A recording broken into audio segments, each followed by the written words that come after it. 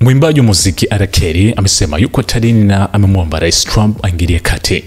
Mwimbaji huyo R&B amedai kuwa kuna njama za kumuua akiwa gerezani na timu yake ya sheria imewasilisha ombi la dharura likitaka aachiliwe huru mara moja na kuwekewa kizuizi cha nyumbani.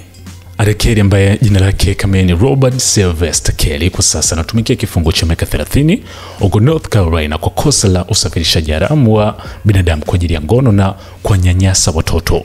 Pia anatumikia kifungo cha pili cha miaka 20 kwa wakati mmoja kutokana na hukumu nyingine aliyopewa huko Chicago. Mwimbaji huyo alihukumiwa rasmi mwaka 2022. Kulingana na hati ya dharura yenye kurasa 20 iliyopatikana na jarida la Variety, mwakili wa R. Kelly alisema kuwa mfungwa mmoja ambaye ni mgonjwa mahututi aliahidiwa kupewa uhuru katika siku zake za mwisho iwapo angemuua mwimbaji huyo.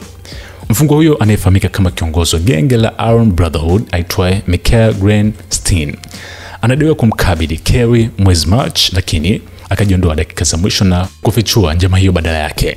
Timu ya mwakili R. Kelly walisema kuwa sasa wote wawili wamekuwa tena walengwa. Mjumbe mwingine wa genge hilo anadaiwa kupewa amri ya kuua R. Kelly na Stein, na hii ni kwa mujibu wa TMZ. Wakili wake Bro Barney alisema katika mkutano wa waandishi wa habari siku ya Jumanne wiki Juni 10 kuwa wanatafuta mazungumzo ya moja kwa moja na Rais Trump. Tunatafuta mazungumzo na rais kwa sababu R. Kelly hana muda wa kupitia njia za kawaida huku maisha yake yakiwa hatarini, alisema. Brain alidai kuwa kesi ya R. Kelly inafanana na msururu wa msamaha wa kifahari uliotolewa na Rais Trump hivi karibuni. Rais huyo alimsamehe pia nyota wa television Todo na Joe Christine pamoja na kiongozi wa genge aitwaye Barry Hoover.